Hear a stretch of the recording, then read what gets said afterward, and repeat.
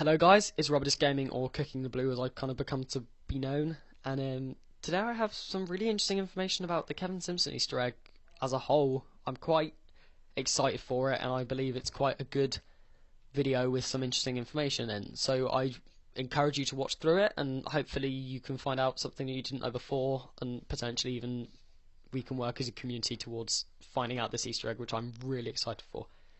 So the first thing I did today was log on to Mumble, and I started talking to some people about the Megalodon Easter egg, and it really got me thinking to go through Reddit, and I really need to sign up for Reddit. So I went through some of the threads on Reddit, and I found some of the Battlefield 4 Kevin Simpson Easter egg threads really interesting.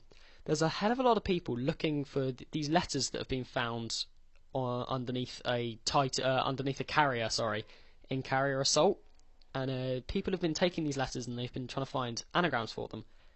With kind of 2,500 results or something coming up for these anagrams, nobody's going to be looking for that. And it was essentially that lots of people were like, oh, well, look, this kind of makes sense, we could kind of piece something together here. This is where I believe that I had my stroke of genius, and I was lucky enough to understand what's going on with Dice Stockholm and Dice LA, and I thought about it for a second, and I decided, you know what, I'm going to take these string of letters that probably don't mean anything in English, I'm going to put them in an anagram, but I'm going to translate it to Swedish. So I did so, and the Swedish anagrams that came out was 642 results. If that has anything to do with 1942, I don't really know. But it was 642 results, which is like quite low considering it's quite a lot of letters and it's in three parts, whatever. Basically, every single result that came up had Werner, the name Werner in, which is weird, I guess. I don't know. There's, this Werner, like 642 results, every single one had Werner, the word Werner or the name Werner in. That's crazy. You can't, that doesn't happen unless it's a deliberate thing. Like, they couldn't have possibly made that coincidental. It just has to be the real deal. It can't be anything else. It's too incredibly difficult to happen as a coincidence that it's not involved in some way by dice. So I think it's really interesting that this name crops up, and I decided to do some more research into it. And what do you know, but this guy Werner is a British diplomat who worked with magic, myths, and sinology in China. He was a politician or a diplomat or whatever, and he worked in China. So, okay, this is all like tying at loose ends, I guess, but here's where it cements. The towns that he worked in a lot of towns, and I'm sure some of them relate in other ways, but he worked on Hainan Island, which, if that's not enough proof for you, I don't really know what is, because it's pretty solid for me. So I think that's personally one of the most interesting things that I found out about this guy, ETC, like Edward Tanner Charles or something, can't remember his name. But this guy Werner was quite an interesting character, and I'm sure if we look up into him, there will be a lot of other things to find out about him. So I continued doing research, and in 1911 he became a British consultant or whatever for the Chinese operations, and I really need to go into it in more detail. But in 1914, just before the war, he retired. 1942, the Japanese decided we want a bit of that Werner bloke, and they took Werner and they employed him in Japan, I believe. Again, this is all Wikipedia, and I'm probably getting my facts wrong because I'm not actually reading it at the moment. But I believe they employed him in China in 1942, which is interesting because we've got Kevin Simpson, 1942, start of World War II. We've got Battlefield 1942, and finally we got Battlefield 2142.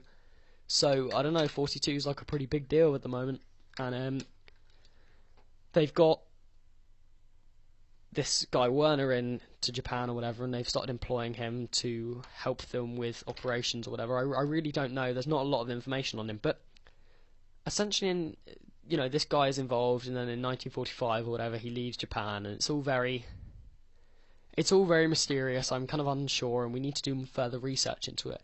However, finally, just on this guy Werner, there's a book called Midnight in Peking, or whatever, I don't know, Chinese town, I think, and I think Peking's involved in the Battlefield 4 single player. But Midnight in Peking is based around this guy, Werner. And, he's not very famous, there's not a lot of information on him, but Midnight in Peking is based around this guy, Werner. and essentially his daughter was murdered, and he was kind of criticised for being embedded in his loneliness. I think the quote was, he was a very lonely and introvert kind of guy. He didn't make himself any friends. He was very unpopular with everybody. He was no good with the British. He didn't help the Chinese. He was a very unpopular man, which is why it's believed that his daughter's murder was never solved, because nobody wanted to. There was just not enough support for him for people to really care. So it's kind of sad, but it's just an interesting thing. And maybe if people look through this book, Midnight in Peking by Paul French, from 2011, I believe, maybe we can find out some more information about that. Okay guys, so that's about it for today. I do have a couple of suggestions, however, if you're feeling inclined to help towards the general discovery of this huge Easter egg that DICE seems to be working towards.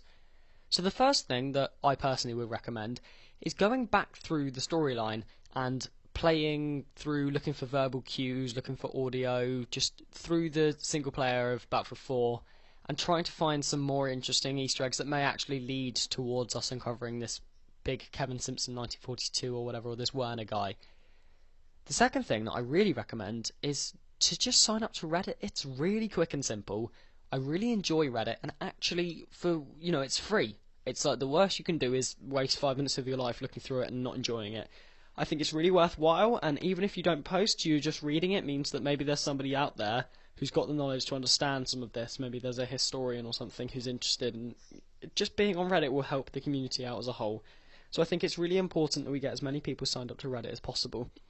The last thing that I think I personally would be inclined to say is that if you have Kevin Simpson 1942 as your friend on Battlelog, and you're kind of following his posts and updates and etc., I would play a lot of Naval Strike, try and play on the Operation Mortar, etc., and just try and look through kind of some of the clues that he gives out, because he does give some of them. So I'd look for odd kind of hiding places or whatever where there might, so e.g. the China Rising there with the Braille statues, that was pretty difficult. So, there could be something really, really odd going on, but those are the things I suggested.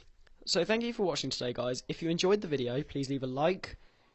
I'd probably more appreciate a comment. I feel like comments I'm receiving feedback, and if you've got any videos you'd like me to watch, I'm very happy to watch them as well.